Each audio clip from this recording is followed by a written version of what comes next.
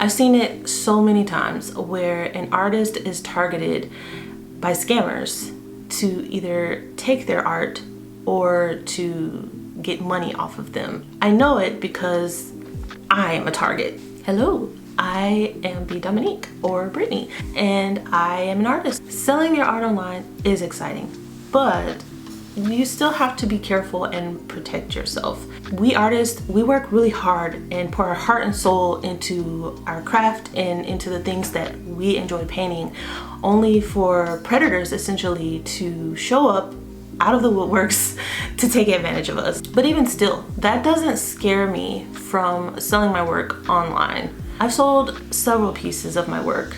I've also sold prints and stickers and different things like that. I've also taken on commissions. I have done digital art as well. So I'm not a stranger to selling my work and selling art. I have to find ways to protect myself because, yeah, it's that bad. You don't have to be an expert on the different types of scams and how they target artists. If you put a few simple systems in place, you'll avoid most of the scams before they can even be a problem.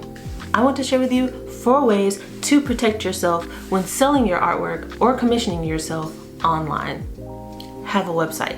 I can't tell you how many times having my own website has protected me from a scammer. The website will keep track of those payments. They have a set number of ways that they can pay. They have a spread of options, and that way I am not doing a personal transaction with them via some other app that can be hacked or whatever the case may be. If you don't have a website, your e-commerce platforms such as Etsy or wherever you sell, drop the link to your website.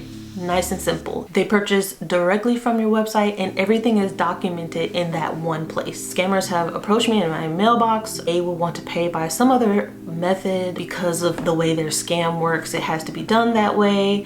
And I just simply say, hey, if you want to make a purchase, please see my website. 9 times out of 10, if not 10 times out of 10, they move along. They're not interested in buying from your website because they can't scam it. A person that really wants to purchase your work or who is really interested in commissioning you, they will go through whatever means that you have provided in order for them to receive that work. So if I provide my website, it shouldn't be a thing for them to artwork. I know that when I'm shopping online, if there's something I want and I see that I have to go to this website in order to get it, I go to the website. I don't argue with the business owner about how they will take my payment or insist on a different payment method. If they don't have that payment method, then that's just the way it is.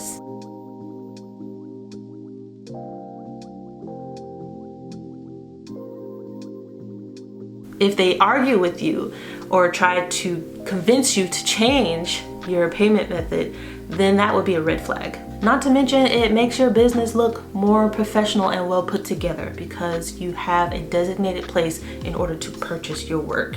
The number 2 way to sell your work online and not get scammed, set rules or boundaries or standards. Set your rules before anyone contacts you about buying your artwork. Already know how the process should go. One rule I have, this will go for your commissioned artists especially. Before you start on any work, this is a rule that I have, your rule may be different, 50% down. A lot of people don't realize just how much work goes into creating a piece of art. It doesn't just boop, pop out of your head. It takes a lot of brain power. It can be physically taxing because you're sitting in one position for a while, you're thinking, you're contemplating, you're changing things, you're making strategic moves. You're also preparing your canvas, you're preparing your tools, you're using your materials. You have to go buy more materials if you don't have those materials. 50% down up front to get started. Why do I say that? There have been so many of my peers who will say, well, I started on this work. They said they wanted it, and then I showed it to them and they bailed. Now you've put in work and you were not paid for it. Now you have this concept and this idea, you've wasted your materials and you were not paid for it. When your policies are clear, there's less room for confusion and manipulation. I say that because there are so many times when I have been approached by what I know to be scammers and they have some sob story, and it'll be so touching, and you'll want to help them and you'll want to do something. What will trip it up or reveal it for what it is having your standards and rules in place. They flatter you, they love your artwork, but they just need it to be done this kind of way. And usually if I tell them, hey, I don't do it that way, I have to have a 50% down payment, and also you have to purchase through my website.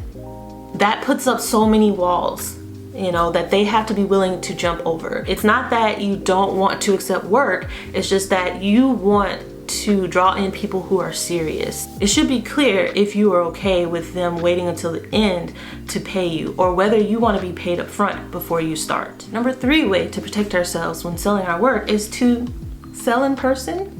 Art festivals, art fairs, art markets, local markets. You can sell your work in person, and it's great because people are right there in front of you. They can see you, they can see your artwork, they can pay for it and take it home right then. You don't have to worry about shipping, and you don't have to worry about the logistics behind selling to a person online. It's a great way to build your confidence as a seller and meet people who genuinely love your work. And you can build a relationship with people. The more people connect you with your work, the more they will look for it, or they'll stop when they see it online. Tip number 4, do your research, especially online. There have been times where someone has messaged me or sent me something and I just didn't know. I couldn't tell if they were serious, if they were a real person, or what. If what they're saying sounds off or sounds weird, I don't have a problem with Googling their complete paragraph of what they sent me in my DMs. I've even pulled my husband in and be like, hey, read this. Does this make sense? And that helps, because a lot of times if you Google search or you look it up, it'll say, this has been used since the beginning of time. Where have you been, under a rock? Sometimes it's just like that, and they can get creative and change things around and stuff. So if you just don't know, do a little bit of research. Online, when it comes to people messaging you, go to their profile page, check out their activity, check out what they're doing. I always go to their profile page and see if they even like art. Are they talking about it? Have they bought pieces? Sometimes they're not, but do they have a presence online, or did they just create that profile just then? Maybe they have one picture or barely anything on their page. That's a bit of a red flag to me. If you don't have a history on there, what did you come on there for? So when you're checking out the profile as well, communicate with them. If they message you, message them back and just be like, hey, how you doing? Be very conversational with them and show them that you're a person. And the way they respond to you can also set off red flags. Do they sound robotic? Do they sound like a normal person? Do they sound like they're really interested? Are they talking in one word sentences? Are they being very short with you? Are they not being very clear? Are they saying, yeah, I just want a few of your paintings? And you're like, well, which one? And they're like, just a few of them.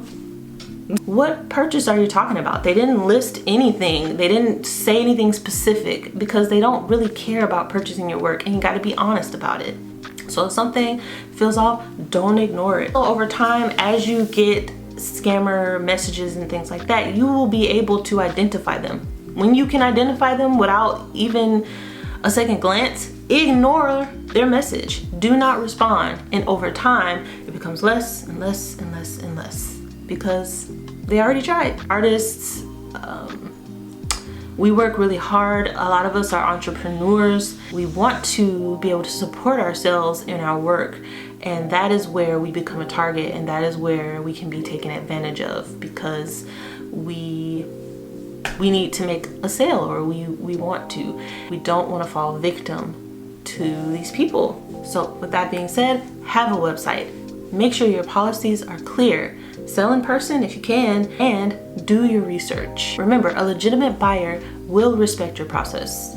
Anyone who pressures you to break your own rules probably isn't the customer that you want. You can't prevent every scam, but you can make yourself a much harder target. Thank you so much for tuning in. Check out my other videos where I share my artwork and my art process, and I will see you in the next one.